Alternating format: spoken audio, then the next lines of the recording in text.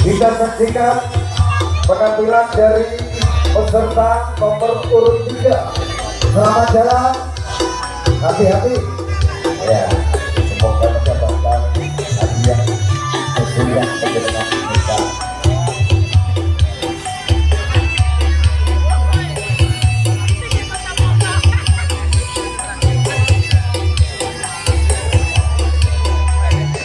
Dan juga terima kasih kepada Pak Ibu yang telah turut mengambil bagian untuk merayakan dan sekaligus memperlihatkan